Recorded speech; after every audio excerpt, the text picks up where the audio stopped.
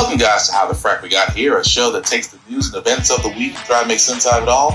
I'm your host, the most Will Buchanan, and on this show, we simply are all about the facts. There are plenty of news stations out there that simply want to do anything short but inform you. Here at How the Frack We Got Here, that's all we believe in. We go up to the left, we go up to the right, we go up to the middle of independence. We go after all sides because there's more than one side of a story to everything. And you need to know it all in order to actually formulate your own opinion. And that's what we try to do here at How the Frack We Got Here. Thanks for listening, and hold on. It's going to be fun. Welcome, guys, to How the Frack We Got Here, a show that takes the news and events of the week and try to make sense out of it all. I'm your host, the most Will Buchanan, and on this show, we simply are all about the facts. There are plenty of news stations out there that simply want to do anything short but inform you.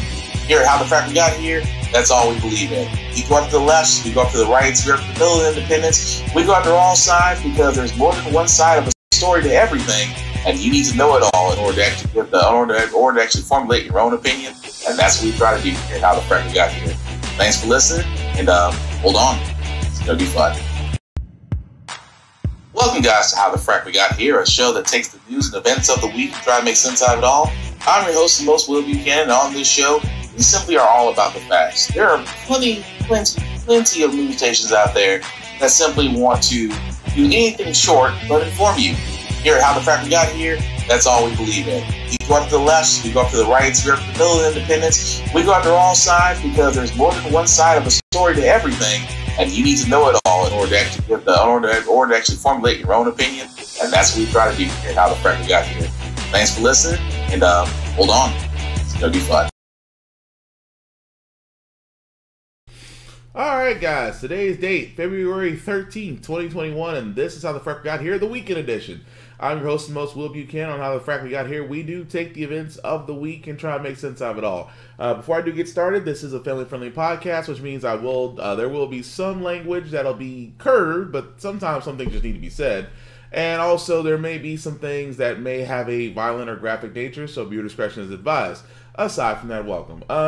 Alright, so of course, as we're getting here, guys, we would not be remiss not to start with this, since this is the biggest trial out there going on right now. I am talking about the impeachment trial, which actually is still going on right now, as the Senate is arguing over whether or not to call in witnesses for the impeachment. However, over the last couple of days, we have seen some interesting stuff come out from the Democrats, and of course from how the Republicans try to defend it, and if this is not I like to call the silver bullet to ending any future aspirations that former President Dorito may have, this might be it.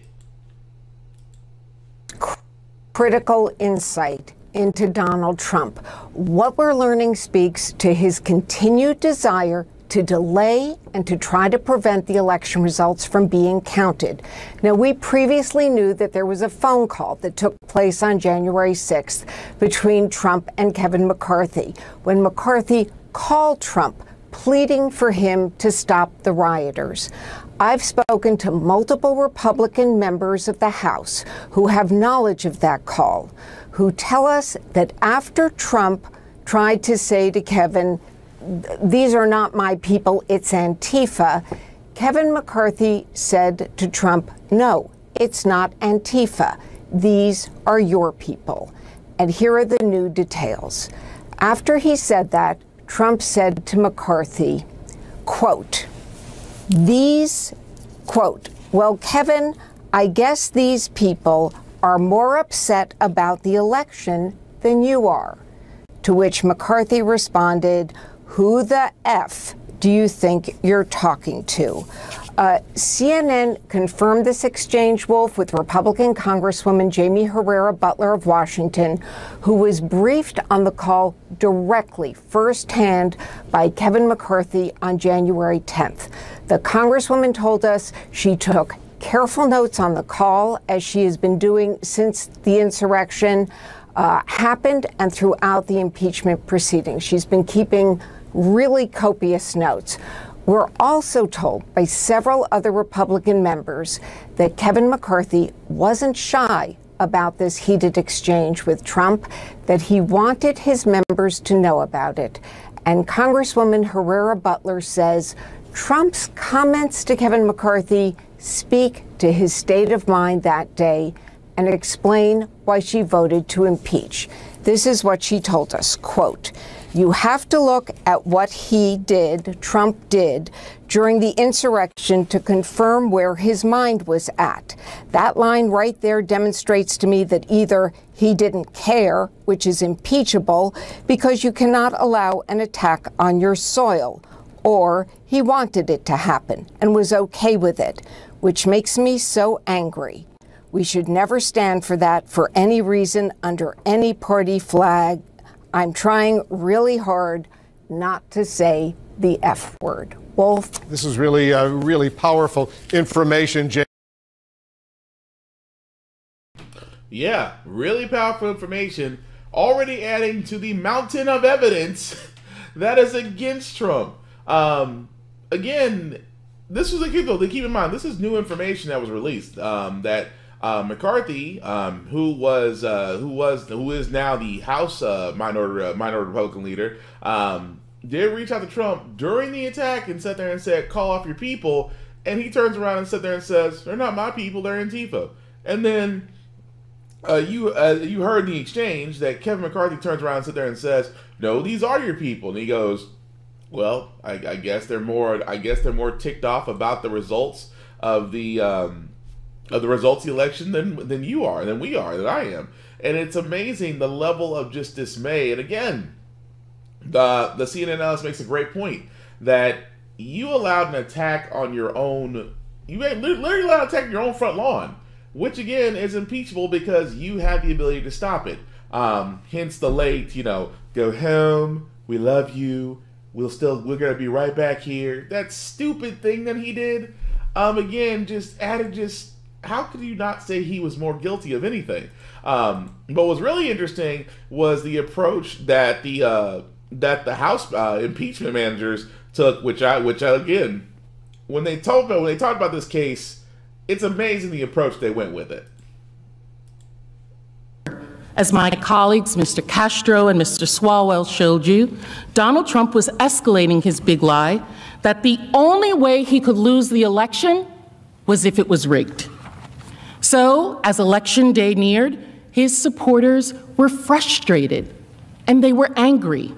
They were prepared to ensure his victory by any means necessary. One of these violent acts was on October 30th, sometime after 12:30 p.m. A caravan of more than 50 trucks covered in pro-Trump campaign gear confronted and surrounded cars carrying Biden-Harris campaign workers and a Biden-Harris campaign bus as they were traveling down Interstate 35 from San Antonio to Austin.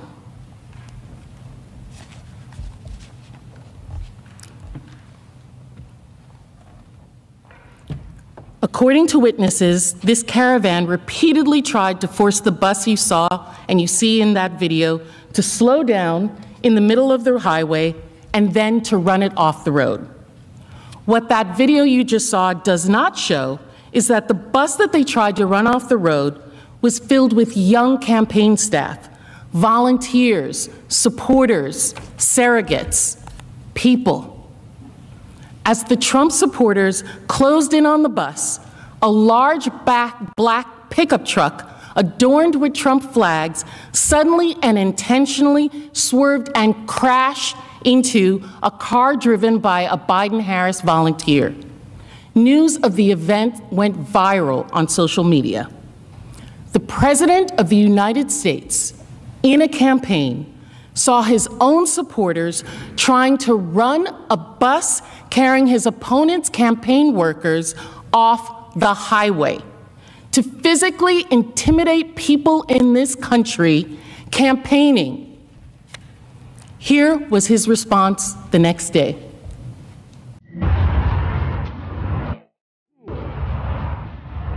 Welcome to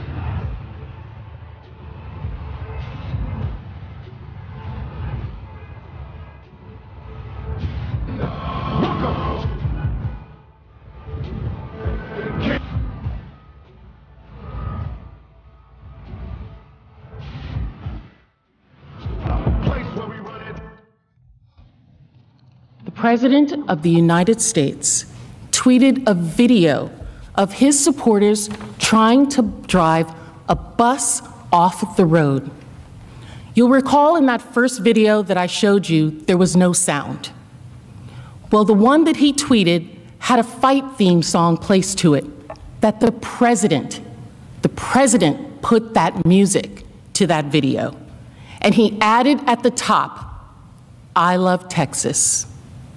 By the next evening, that tweet that he did had been viewed 12.6 million times. And it wasn't just a tweet. On November 1st, at a Michigan rally with ASEEV supporters, the president talked about that incident again. Here it is. Do you see the way our people, they were protecting his bus yesterday because they're nice. So his bus, they had hundreds of cars. Trump and the American flag. That's it. You see Trump and American flag. The president made a public joke of violence against campaigners in an American election. He made light of it.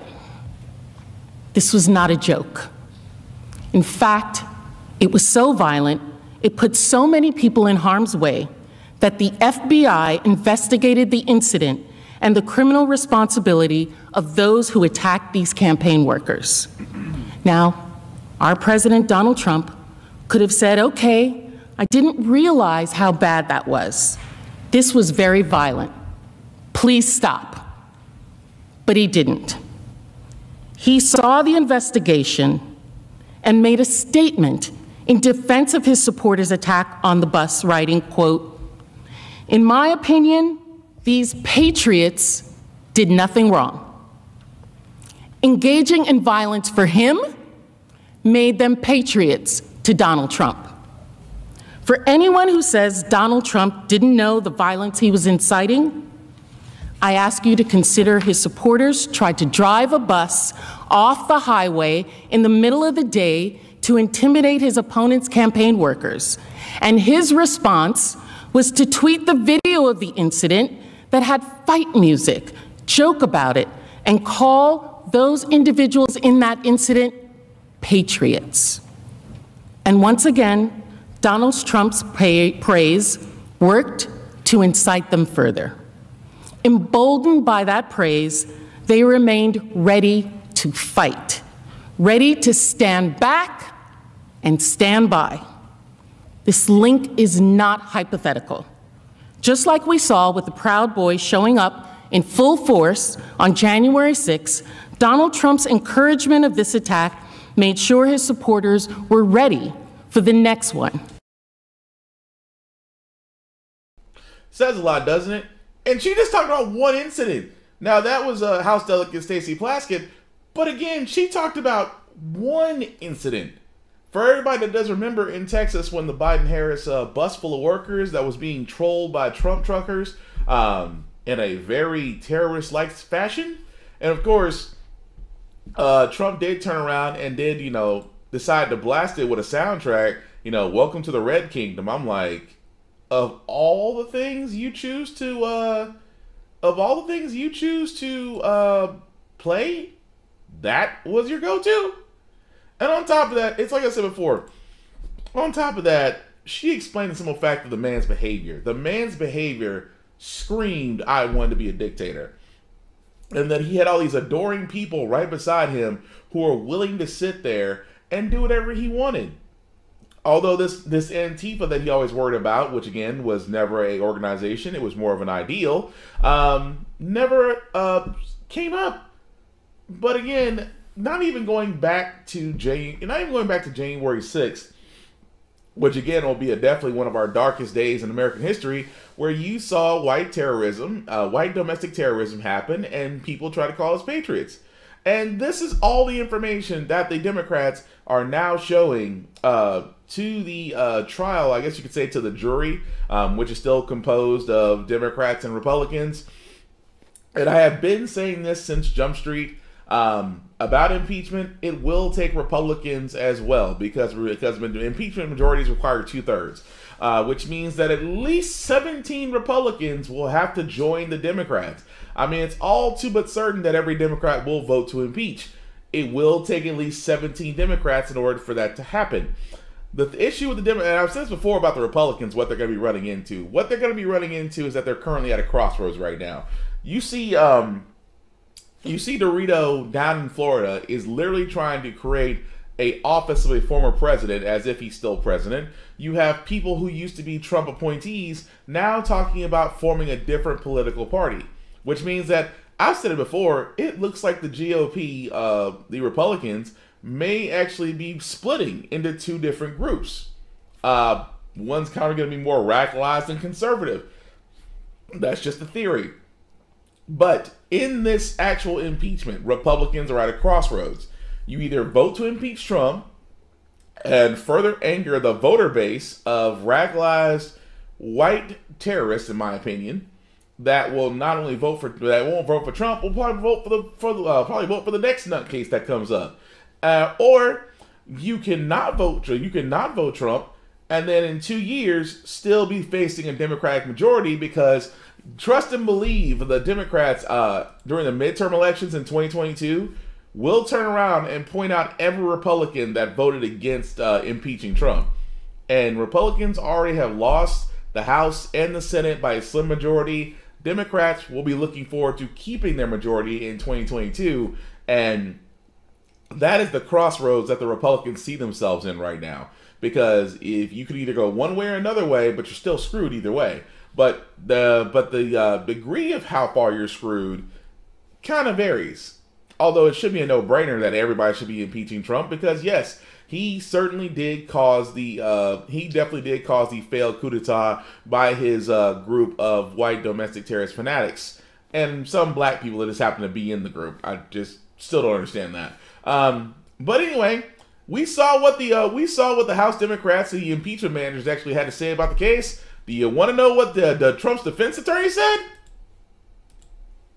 Impeachment now before the Senate is an unjust and blatantly unconstitutional act of political vengeance.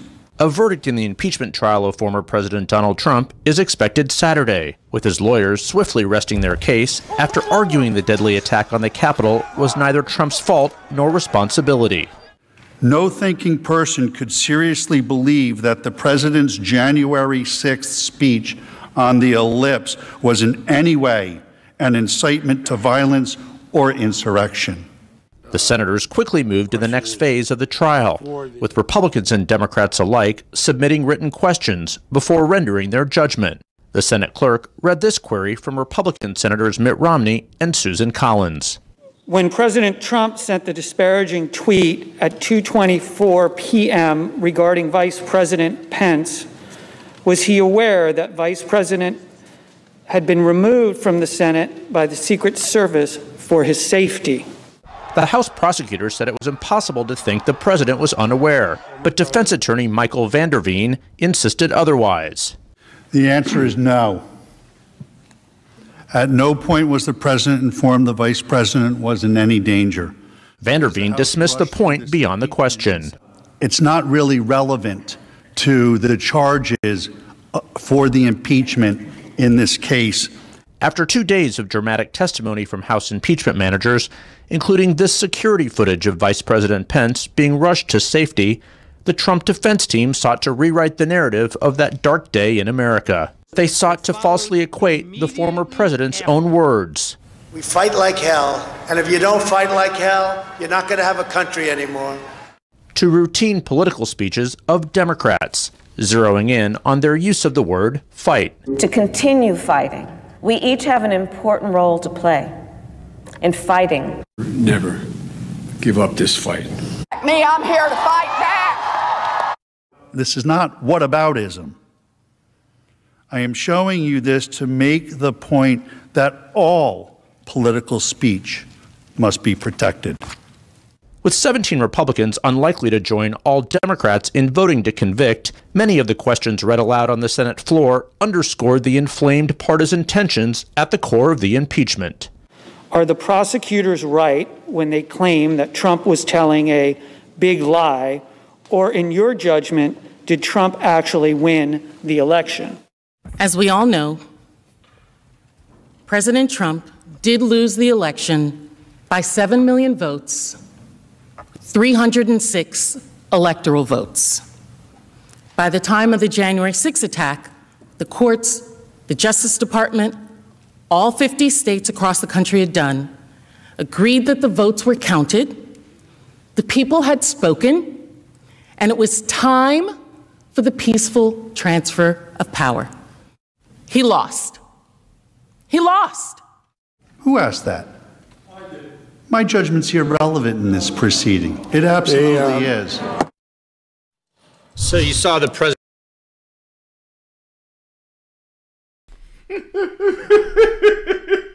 I'm sorry. Only for Trump's lawyers can they sit there and pull the same thing Trump did. Who did? Who said that? Who asked that question? That is irrelevant to me. I'm sorry. It's comically funny, but it's sad.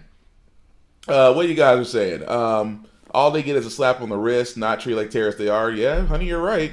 McConnell told a co-worker he will vote to acquit Trump. Yeah? Well, if Mitch McConnell said that, then it's a cold day other than the U.S. somewhere. He even said that he would lead them down there and join them, but like most co-leaders, he was nowhere to be found. Yes, he did. Trump did sit there and say that I will walk down Pennsylvania Avenue with you hand in hand. And you're exactly right. I mean, he was nowhere to be found. But again, as you can see, guys, from the case, Trump defense people, it's like they change every day. Bruce Castor Jr. was initially the guy in the lead. Now they have somebody else new. It's like Trump just can't seem to keep lawyers. You would think, because he's definitely going to need them in the future. But again, as of right now, as you probably saw from the CNN side, that they are in a recess after the Saturday vote, because today was supposed to be the day that they actually vote, with both the prosecution of the House impeachment managers and Trump's defense team are both resting their cases. There is supposed to be a vote on the impeachment today. May or may not happen. We will still keep up with that.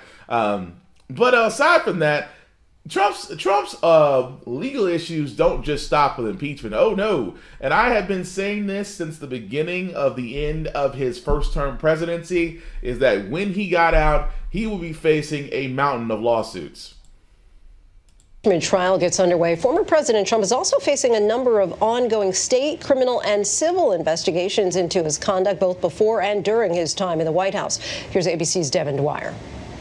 He's out of office, his bid to overturn the election shut down. Now former President Donald Trump faces growing legal scrutiny of his actions. I think it's very possible that in the near future, we could see a criminal indictment filed against former President Donald Trump. ABC News has learned Georgia's Secretary of State Brad Raffensperger has opened the first formal investigation of Trump's phone calls to state officials seeking to overturn the results of the election. And there's nothing wrong with saying that, that you've recalculated. Trump asking Raffensperger to find enough votes to help him win, even though Joe Biden's victory in Georgia had been certified twice. So what are we going to do here, folks? I only need 11,000 votes. Fellas, I need 11,000 votes. Give me a break. I identified 3 criminal statutes which I thought were violated. Public interest attorney John Banzhaf filed a series of complaints in Georgia that triggered the new investigation, outlining in a letter to state officials what he says are clear violations of state law. Conspiracy to commit election fraud, solicitation to commit election fraud, intentional interference with an election official. Do you think that this will be pursued ultimately? I like to think that the Georgia officials will do what the law requires, that they will do a thorough investigation. And if they do, I think they will conclude that there has been a violation of criminal statutes and proceed accordingly. Trump's attorneys deny the call was inappropriate, saying in their impeachment defense to the U.S. Senate that the president was simply expressing his opinion and did not threaten Raffensperger. But Fulton County's top prosecutor, District Attorney Fani Willis, says what she's heard is disturbing and that if election officials refer the case to her, she'll pursue it aggressively. I know DA Willis, and she will move it as fast as possible, but she's not going to move it forward just to satisfy anyone, Democrat, Republican. If she pursues this, I mean, we're talking potentially years of investigation, legal proceedings, and an uncertain outcome. I have never seen anything like this. People in Georgia don't like to be messed with.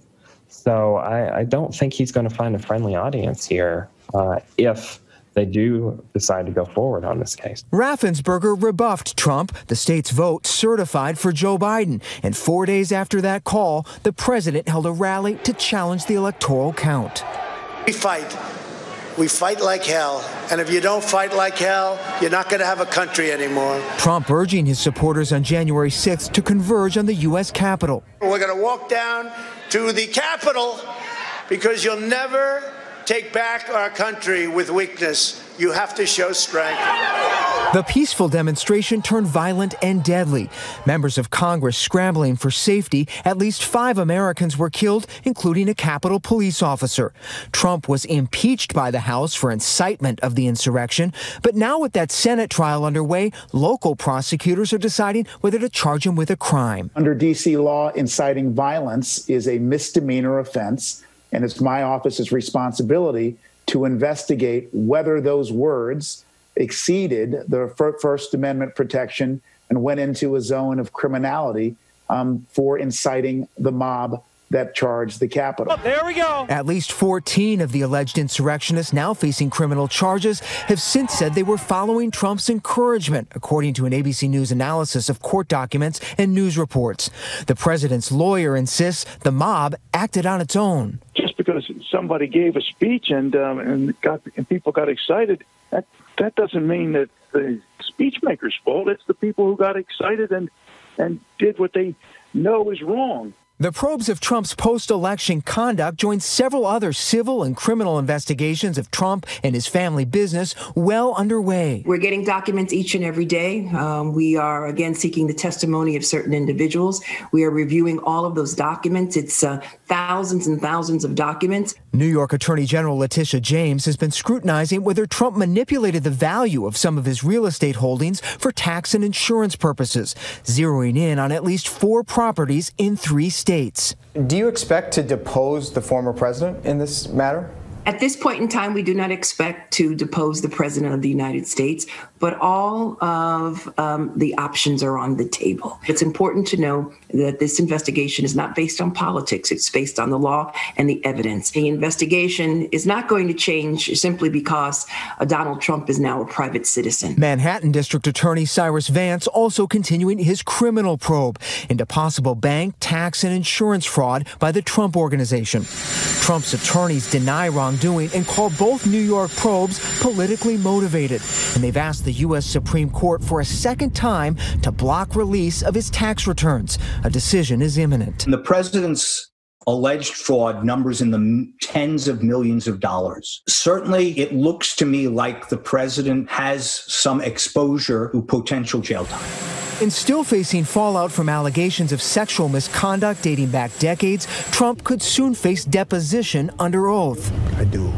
A judge recently allowing the defamation case of Trump accuser and former Elle magazine writer E. Jean Carroll to move forward, as her attorney Roberta Kaplan vows to challenge the former president over his history of false and misleading statements. When we depose you, you're not going to get away with that, Kaplan told the Washington Post. He had the mantle of the presidency, and now that's gone. I have no idea who this woman is. This is a woman who's also accused other men of things, as you know. It is a totally false accusation. I think the fact that the Republicans are likely not to vote to convict Trump in the impeachment is all the more reason why, if he committed violations of the law, as I think he did in Georgia and may have in New York and other places, that he should be prosecuted for them. Otherwise, he gets off scot-free. The investigations and possible prosecutions of a former American president are unprecedented, uncharted legal territory for Trump as that political showdown in the Senate gets underway. Says a lot, doesn't it? I mean, if anything, I have been saying this. If they don't get him on the impeachment, he's going to have excuse me, he's going to be seeing a lot of a courtroom. That's the point I'm trying to make. Now, yes, it is possible, as Kelly did point out, McConnell told a co-worker he will vote to acquit Trump. I'm not surprised about Mitch McConnell, because that guy, if there was ever a politician out there with a face you wanted to punch, if you look at Mitch McConnell, he looks like he's always ready to take one. Aside from being one of the richest senators in the U.S. Senate, coming from one of the poorest states in the U.S., whose welfare and food stamps are higher than any other state right now, I am not surprised. But again, going back to Dorito, guys, he has a mountain of other lawsuits and potential criminal indictments coming his way. So, if anything, yes, there is a chance, more than likely, that the Republicans may vote to acquit Trump because they don't want to see another impeached president that's a Republican. Maybe. But it doesn't mean that he's going to be off scot-free against the other lawsuits that are bound to happen against him. And since he's not the president anymore, it's going to be interesting to see what the Supreme Court does, especially on the case of his tax returns. Because if they choose not to do anything about it, which I don't see why they should, because he's no longer the president anymore, he's a private citizen, should be an easy no coming from them. But like I said before, it's going to be interesting to watch, because either we're going to get both. He's not only going to get impeached, but he's also going to be criminally indicted, or he may not get impeached, but still get criminally indicted. But it'll be interesting to watch, because like I said before, either way or both ways, he's going to wind up going down. Switching gears for a second, you guys remember the 75? I won't say the 75. The old person was protesting and got knocked down by Buffalo police. I mean, knocked down, and you saw blood and everything else, and you saw the wave of cops just go past him. Yeah, they decided not to indict the police officers.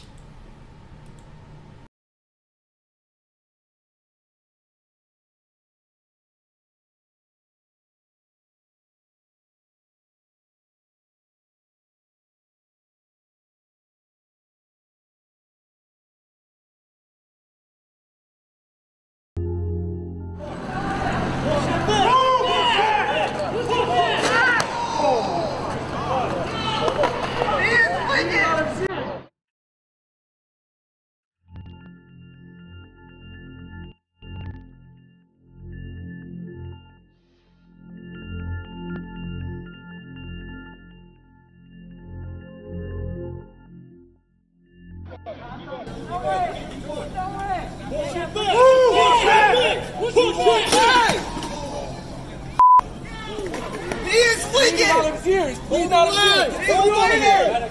out of his ears. Get a medic. What the f*** you walking up on here? I'm on the ground.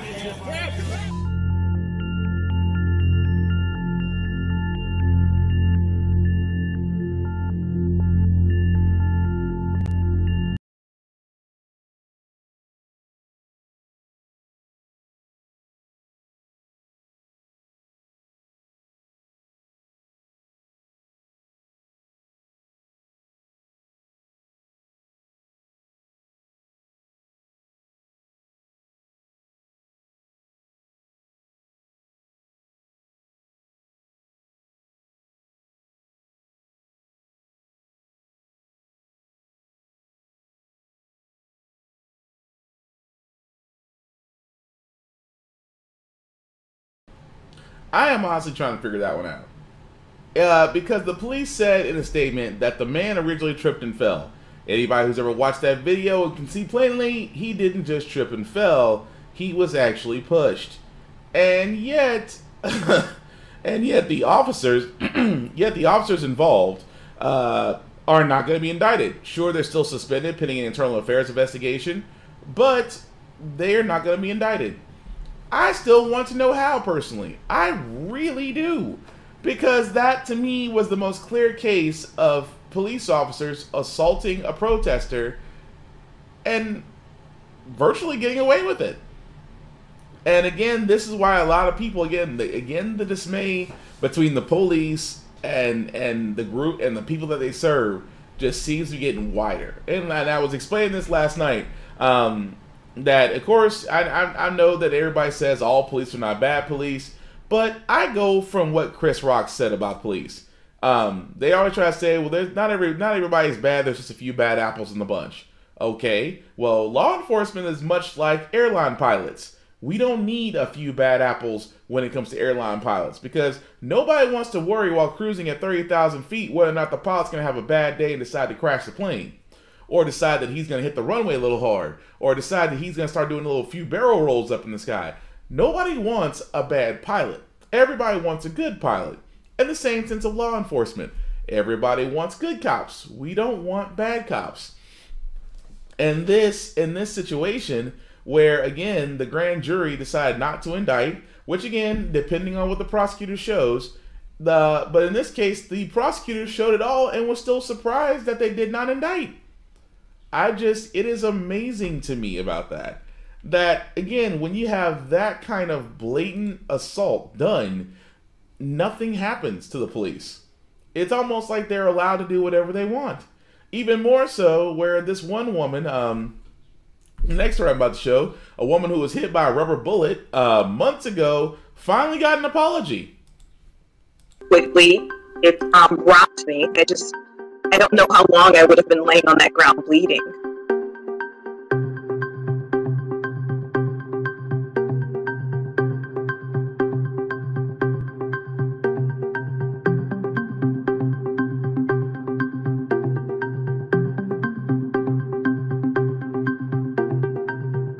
He not only recognized and made an apology for what happened on May 31st, but he also apologized for, what I have to deal with going forward. There's a portion of my vision that's been severely impacted.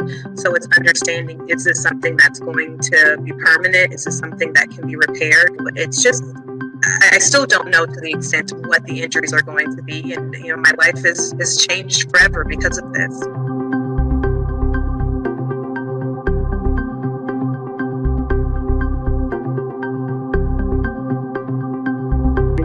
We went through every list of reform. He spoke about what the changes that they've already implemented, and we talked about going forward, having a continued conversation, as well as inviting other local activists and community groups to the conversation so that everyone has a voice.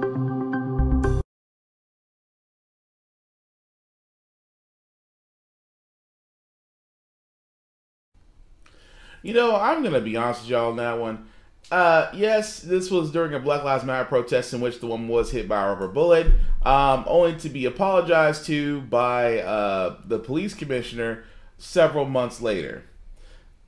This feels more like a PR stunt, because yes, the woman is forever changed because that bullet could have taken her eyesight, and rubber bullets are not meant to be shot in the face because of their velocity and impact.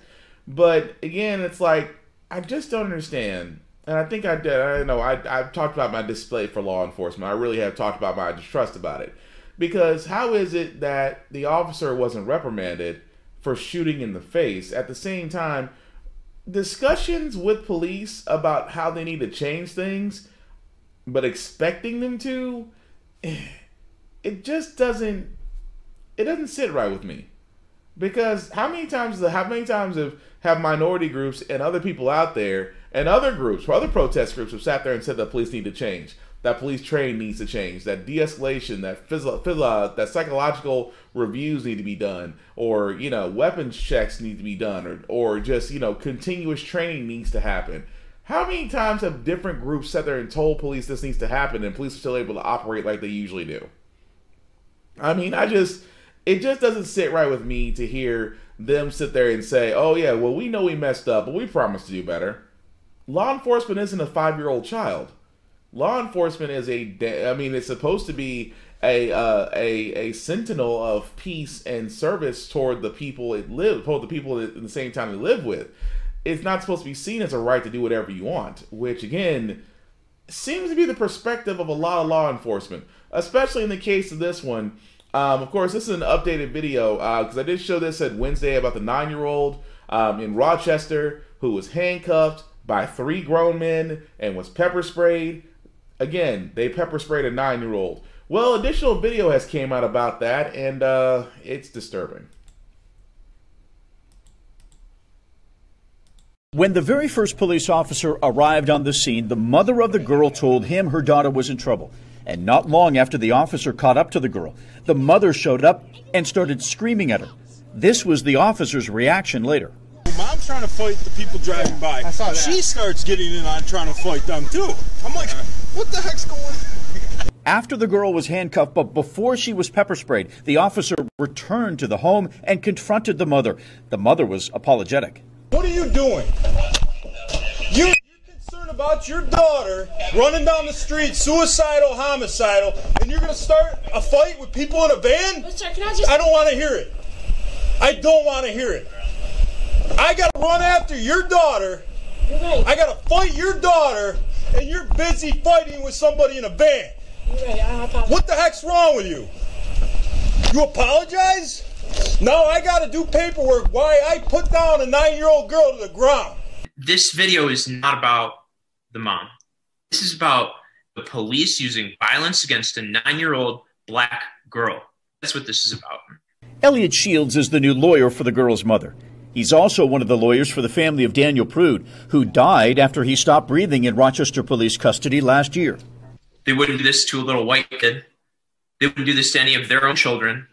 I'll tell you right now, if any teacher did that in a public school, they'd be fired and they'd be sued. I want to take you straight to the moment the 9-year-old girl was pepper sprayed. This is the body camera video of the female officer who is face-to-face with the girl. Okay. Come on. Put your feet in the car. Come on. I will get your dad. Otherwise, you said you were going to pepper spray me. No, please, no, stop. Sit back. I got a bad arm. If I do not know, I have a bad arm. Dropped it. Can you pick it up for me? I don't care. I haven't even touched your tooth.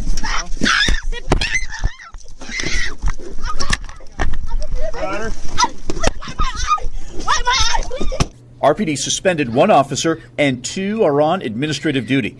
The video takes us inside the police car now. The girl is in the back seat and her eyes are burning. What? Officer, please, don't do this to me. You did it to yourself, hon. I already got abused, Mom. When is the pepper spray gonna wear off? Yeah, the ambulance will wash out your eyes. The timestamp on the bottom right corner of the video shows the ambulance did not arrive for another 10 minutes, and it was another 4 minutes before the girl was put on a stretcher.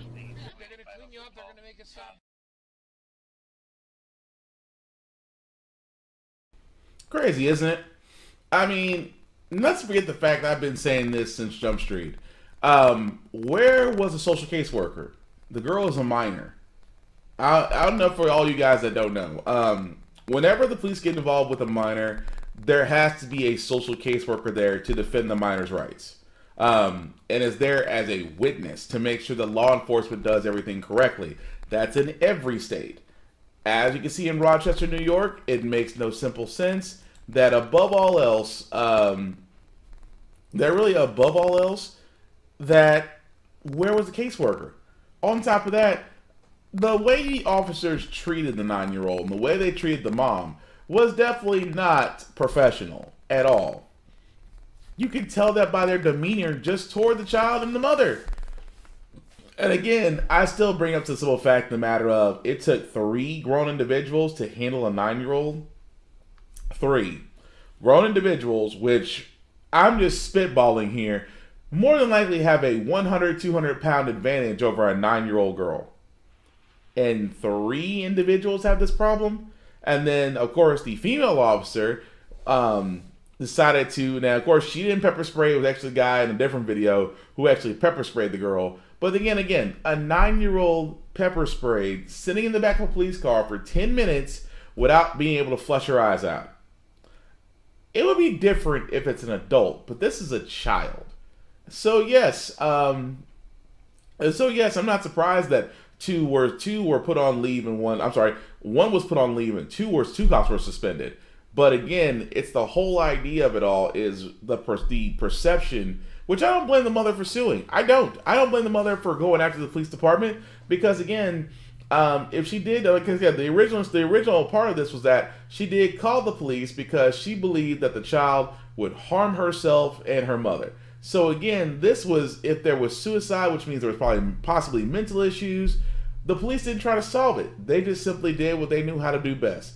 They manhandled minorities and then try to talk down to them as if they're children, which obviously you can see from the cop talking to the mother. Because like I said before, I told my girlfriend last night when I was actually prepping for the show, if law enforcement or not, if you manhandle my child the way that cop did, oh, I'm gonna go to jail. I'm gonna go to jail with a smile on my face, because the first thing, what you ain't gonna do is not manhandle.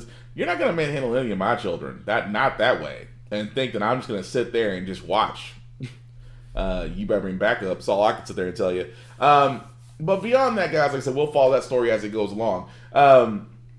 Aside from that, guys, schools have reopened. I know here in Nashville, they've actually went back to opening schools, and of course they will open schools across the nation.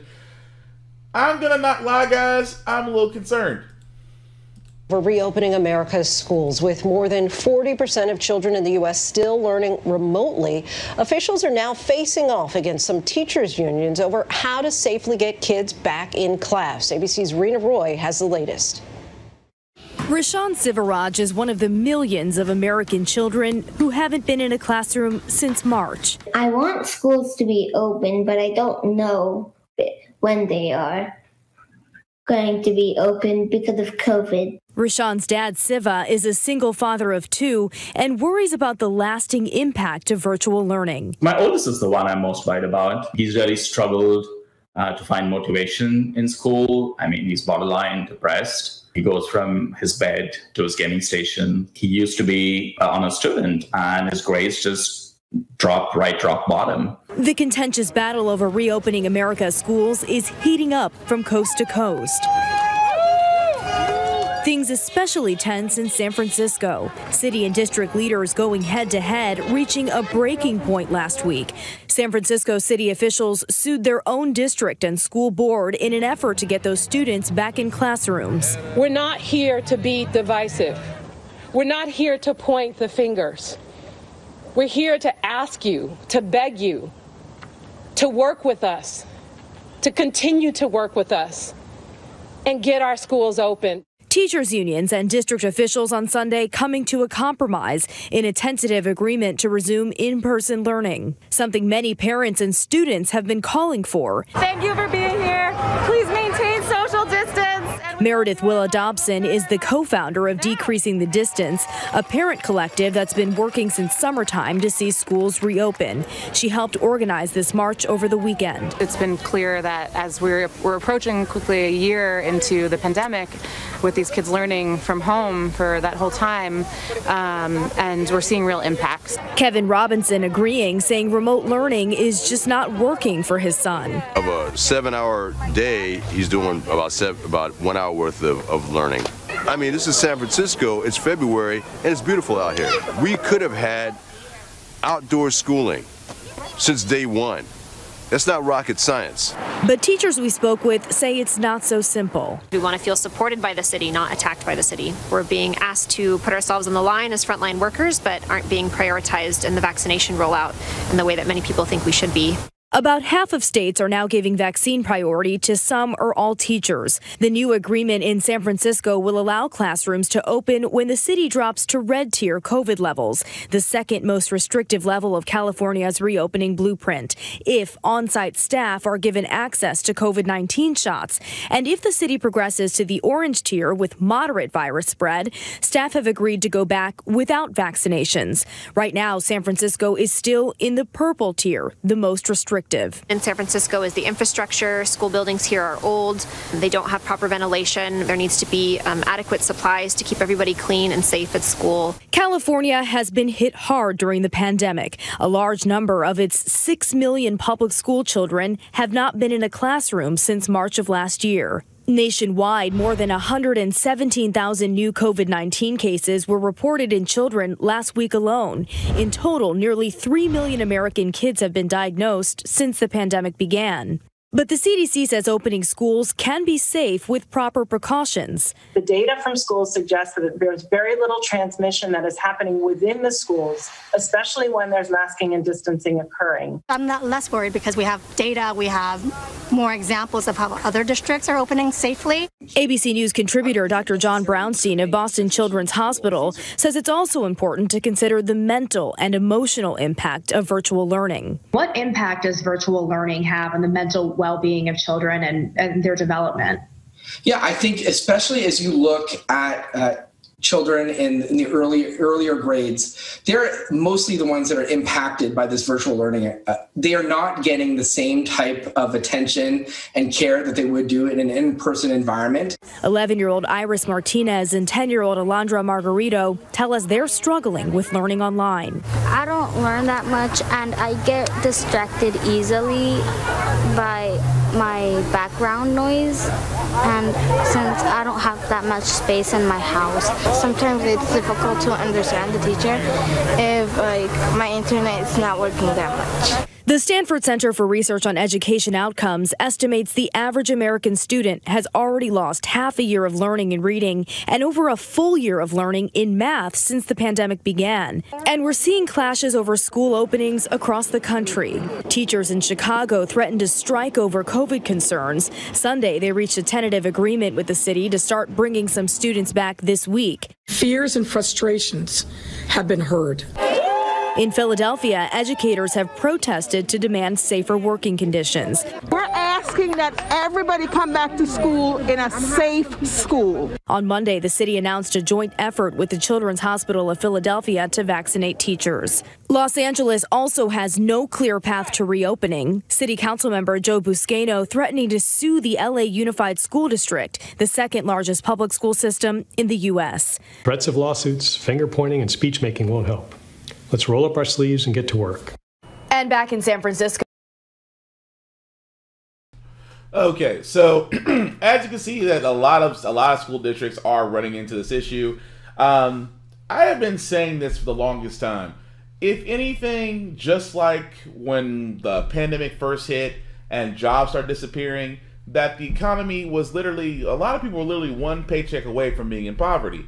In the same sense with education. Our educational system hasn't changed since the 70s. We need a major internet overhaul. We definitely, I mean, I could sit there and say, for a lot of parents, I understand. I'm not a parent myself. I'm not. So, I understand there is stress levels there because not only for, and it's an eye-opener for a lot of parents. The things they are teaching your child and what was different from what you were learning in school, and of course, working from home and cabin fever, that all sets in. I get that. But again, COVID cases are still high. And for a lot of schools, especially what they actually didn't say in the article was what are they doing about the schools that are overcrowded? Because keep in mind, guys, there are still plenty of schools out there, even in my hometown of Nashville, that have overcrowded schools. Those overcrowded schools don't have the proper precautions to handle social distancing and making sure that everybody's covered. Keep in mind, in my hometown of Nashville, teachers aren't getting paid what they need to get paid. Students are bringing in their own supplies. The schools are not properly maintained. And now you're going to go back and reopen these schools to let these students come back. Some schools are able to do it because they have the space, they have the means to do it. That's fine. But for a lot of public schools, they don't have that ability. And in some of them, actually business as usual. Some of the kids, most kids are going into crowded hallways, maskless, as if nothing has happened. And that is the problem.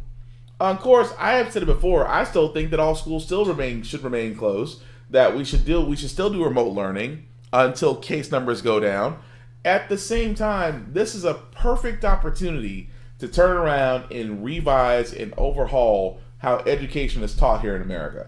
Oh, even more so, like the kids talked about internet issues. Again, internet is not a public utility, which it should be, because it should be available in every home at no issue, considering how much internet is used these days.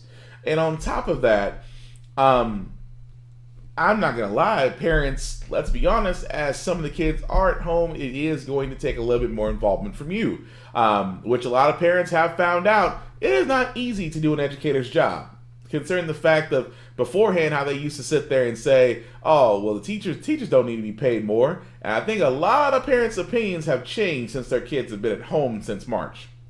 But again, guys, it's just the whole thing of just the whole idea of so rushing trying to get back, I think is going to increase cases. Because I'm going to be honest with you, after the Super Bowl victory in Tampa Bay, I'm waiting for COVID cases to rise. Because you saw the celebration that was happening down there. Now imagine that in a school. But moving right along, guys. You guys probably don't remember Diamonds Ford, but this is a story we covered last year about the woman who shot at police because police didn't announce themselves. They're actually doing a protest for her to get the charges dropped for her and her boyfriend. Dropped in a raid that led to the shooting of a JSO officer. We first told you about this incident that happened off Ken Knight Drive last September. Police arrested Diamonds Ford and her fiance, Anthony Gant, and charged them with attempted murder of a law enforcement officer and a marijuana-related charge. Action News Jax Courtney Cole is live downtown at the Jacksonville Sheriff's Office. And Courtney, activists and neighbors believe the charges should be dropped. Diamonds Ford spent 130 days here at the jail. She was being held on a $535,000 bond, and it was donations from around the country that allowed her to bond out on Friday. But tonight, her fiance is still in the jail. Diamonds Ford and Anthony Gant are facing charges for attempted murder on a law enforcement officer and possession of marijuana with intent to sell following a raid on their home on September 28, 2020. This is just the first step in our fight because we will not let up until the charges are dropped. According to the JSO arrest and booking report, the JSO Narcotics Unit, SWAT, and the DEA served a residential search warrant at the home on Rutledge Pearson Drive off of Ken Knight Drive. The report says SWAT detectives announced their presence via loudspeaker, but Ford's lawyer, Steve Kelly, says that's not the case. I think that in this case, the first interaction with their home was a break and rake on the bedroom window. According to the report, Ford was asleep and awakened by the sound of glass breaking. Her lawyer says she shot her gun in self-defense, ran into the bathroom, and called 911. The officer did survive. It's as simple as this. You do not call the police on the police when you knowingly shot the police, especially not in that area of town. We do not have access to these 911 calls yet. Kelly said they have been talking to the assistant state attorney and are hopeful justice will be served. Crazy, isn't it? I mean, like I talked about the story. I did talk about the story last year that the woman was awakened to someone breaking into her house. She says that no one announced themselves as law enforcement. She saw somebody in there and she fired. And I'm going to be honest, I don't blame her. Because the simple fact of the matter is, if someone broke into my home and didn't announce themselves, and I didn't know who you were, I'm shooting too. Which again is amazing that of course, in law enforcement, going back to that again, it just seems that, of course, because they're law enforcement, their word is taken over ours. In which you're not shed. Of course, you would think this is where the body cam footage would come in place and vindicate everybody. Which they yet to be released. But yes, she's out on bail, but her boyfriend is still in jail. I just think that whole story is crazy because, again, to me that sounds like a homeowner defending your home. And just like the attorney said, if you knew it was a cop and you shot a cop, you're not going to call 911 and call for more police. So, I mean, common sense has to be somewhere in this. But speaking of this, in our next to last story for this weekend edition, this to me on Black History Month is by far one of the craziest stories I've ever reported on. Maria Montessori Academy in North Ogden were sent an email informing them that they would have the option to opt their child out of Black History Month lessons and events that were planned throughout the month of February.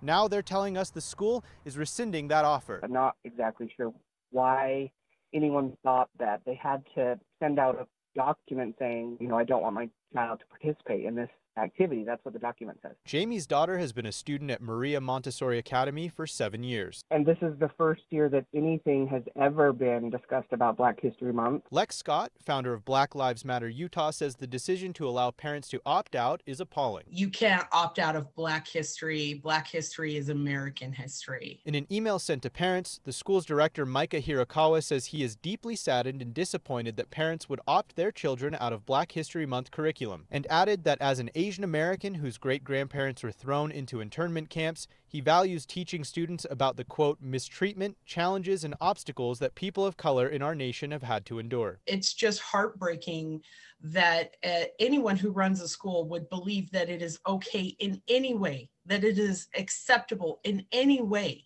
to try to ban talking about Black history. Hirakawa was hired to replace the school's former director in April of 2020. Jamie says she believes he has made a genuine effort to include Black History Month lessons as part of the school's curriculum. I just knew that he was as surprised as I was that probably a lot of families sent in the paperwork to not participate. Lex says the ability for parents to opt out shouldn't have been an option in the first place. He needs to learn from this. He needs to apologize and make sure that every child in that school learns about Black history. Utah law does allow parents to opt their children out of portions of curriculum based on religious beliefs or right of conscience. But a representative with the State Board of Education clarified with Fox 13 that, quote, no student can be waived from state social studies standards, which include a focus on U.S. history, inequality, and race relations. Once again, Jamie Tracy tells me that within the last few hours, the school has sent out an email apologizing for the original opt-out option and has rescinded that offer. And the school's director declined our request for an interview. In Salt Lake City, Diego Romo, Fox. That's crazy, isn't it? Black History Month, and you have Utah parents at a certain school saying, oh, well, if you don't want to do Black history, you can opt out of it. Wow. There is no level. I'm like, Black history is probably one of the fewest one of the fewest taught things aside from most education whitewashing history. But Black history is, even though they gave us the shortest month out of the year, it still needs to be taught. There are so many historical figures and lessons to be learned from our history that really should be taught to younger generations. But it's amazing to me, not only just to Black kids, but to all kids, to have a understanding. And this is how you actually stop racism. Honestly, literally, this is how you stop ignorance and racism. If you teach children about other races and their history, imagine the possibilities. But again, you have some Utah parents out there that just felt like it's more messed up that the school sent it out. It's even more messed up that some parents actually agreed to that. That's saying a lot. Some parents actually agreed to that mess. But it's amazing how quickly they rescind it when news like this becomes national news, because they don't want to be seen as racist. But hey, but if you want to opt out of Black History Month, you're welcome to. But you're not racist. But you can opt out if you want to. Right. So last story I got, guys, is about Kyle Rittenhouse, the 18-year-old, the kid being tried as an adult because he went to a protest to protect businesses he didn't own with a gun he never should have had and allegedly killed 2 people. Well, I did report earlier this week that he was, for a while, prosecutors in the court did not know where Kyle Rittenhouse was. And they come to find out that he was being moved to a safe house because he, quote-unquote, received death threats. Now, the funny part is, as prosecutors were wanting to increase his bail and to impose new restrictions on him because he's living life as a free man, the judge has denied that request to not only increase his bail, but won't allow prosecutors to see the new address of where he's staying. I wish I could make this up. Quote-unquote, a judge denied a request leave to issue an arrest warrant and increase bail for Kyle Rittenhouse. The court did ask to increase his bail by $200,000 last week. which he violated the conditions of his bond because he failed to notify the court of his changed address. His attorneys argued that Rittenhouse had to be moved for his own safety after threats were made against him. The judge at that time ordered that his home address be given to the court and kept from the public record. He also denied the prosecutor's request to be provided the address. How? I so want to ask this question. How?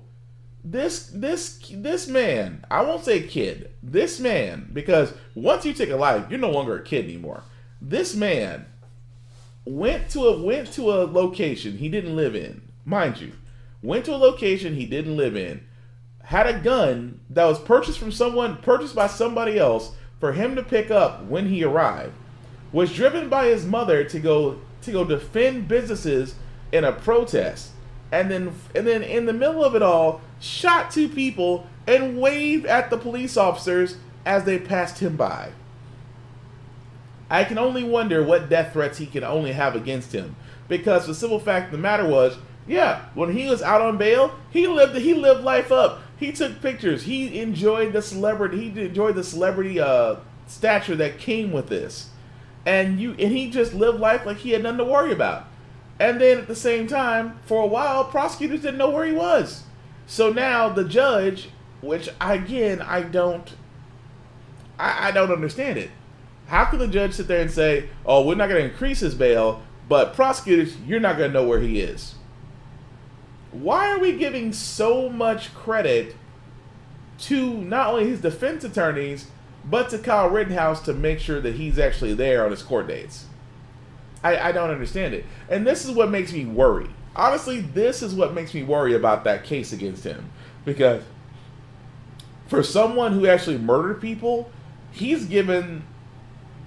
almost damn near given federal witness protection level, actually. He's almost gotten pretty close to that. So it's like, if this is his coverage before his actual hearing, imagine his actual hearing. And I'm telling you, it just doesn't sit right. There is no explanation that can be given that the defense doesn't have the full information for the alleged accused, and the judge is really trusting the attorneys here. There's just no words. No words. I mean, it's obvious he is a killer. He did kill 2 people. He should serve the maximum penalty for it. But it is amazing to me how much leeway the judge is giving in this case to the defense, almost to a point to where the judge himself would probably need to be under intense investigation. That's just me. But aside from that, guys, it's really all the stories that we have. So we're going to get into our feel-good news segment. Just like we do on How the Frack We Got Here, we do cover a lot of news. Sometimes good, sometimes bad, and sometimes just morally just depressing. I know, morally depressing, I know. But it's Saturday, it's the weekend. I know a lot of us, especially if you're up north, are dealing with snow and ice. Please be careful. For a lot of us, we're just dealing with bad drivers. Also, please be careful. But, you know, it's the weekend, and it's one day before Valentine's Day. And we want to send you all out on a good note. We want to send some positive vibes. You know, just show that, you know, not all humanity is doomed. And so this story I did share on Wednesday, and I'm sharing it again because I think this is pretty cool, about a Girl Scout troop that's made up of girls living in NYC shelters. And also at the same time, I can't wait for Girl Scout cookies to come back, because I used to have a Girl Scout person. I used to have a Girl Scout troop person that used to live very close to me, and she knew my order, and she made sure I had it. She'll grow up to be a great businesswoman. I know she will, but I do miss her right now. But aside from that, aside from Girl Scout cookies, which I could talk about for the next 2 hours on, but I'm not, this Troop 6000, is actually made up of girls living in NYC shelters.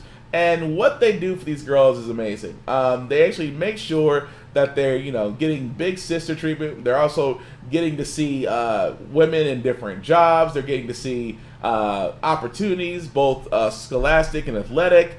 They're basically making sure that these kids, that these young women in this troop are definitely getting all the possible educational opportunities, as well as just life experiences. and at the same time just showing what they could possibly be. And that's actually a picture of some of them, by the way, because keep in mind, this girls troop is actually almost about 2,000 plus and growing. But I love the fact that, you know, like I say, with the Girl Scouts and the Boy Scouts, no matter how you feel about the Boy Scouts, there are a lot of them out there that do great work, and this is one of those times where it's just like, even though their situations are definitely unique, it's the same time that these young women are still giving opportunities to, you know, earn badges and get life experiences, and hopefully will shape them to be productive citizens. I cannot be mad about that. But at the same time, I'm waiting on them Girl Scout cookies. I mean, I'm not a Thin Mint person. I don't understand people that like Thin Mints, but if you like Thin Mints, that's on you. I'm more of the sugar cookies. The sugar cookies and the toffee cookies. Those things are the truth. But again, I digress. Moving right along, guys. Alex Trebek is wardrobe, by the way. This is actually the former host of Jeopardy, who did pass away due to cancer. His wardrobe will be donated to Americans in Need. Alex Trebek was actually a fan of the Doe Fund, which was an organization that provides work, housing, vocal training, continuing education, comprehensive social services to undeserved Americans with histories of addiction, homelessness, and incarceration. The donation included 14 suits, 300 neckties, 15 belts, 58 dress shirts, 25 polo shirts, 14 sweaters, 9 pairs of dress shoes, 9 sports coats, 2 parkas, and 3 pairs of dress slacks. These will actually be given out to those participating in the Reading, Willing, and Able, which is actually a nonprofit to actually help those that are trying to, you know, obtain a job or go to job interviews. Because let's be honest, you always need a suit. And I had to give it to Alex Trebek because, again, I remember many times I watched Jeopardy, and I've said it before. Someone actually said this before I did. Alex Trebek was the one guy on television that would not make you feel dumb for not knowing the question. But you tried your hardest. Like, if you're like me and you watch Jeopardy, you tried your hardest to get every question right. I mean, I was no Ken Jennings, but I felt pretty good when, you know, it was a question I was asked, and of course, you know, in the Jeopardy form, you have to answer in the form of a question. What is, you know, so-and-so?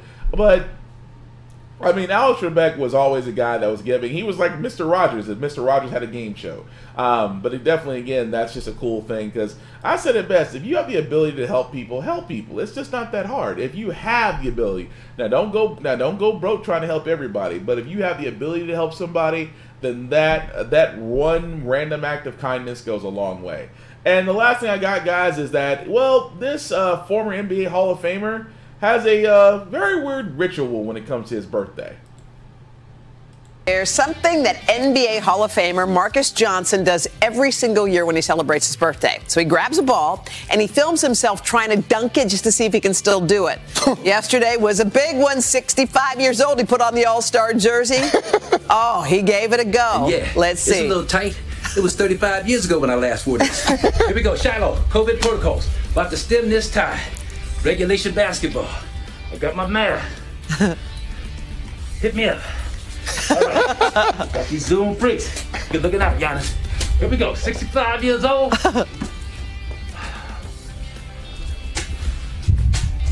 Okay.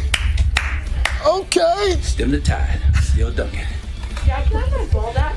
And put your mask back on. All right. Well, he did do a little victory dance. All right. By the way, he's been doing this since he turned 55. He says his birthday gives him the ritual, the motivation. He wants to stay in shape. And it reminds him, how fortunate he is. He's blessed. He's in good health. Boom. All right. There you go, Marcus. I love it. Happy birthday.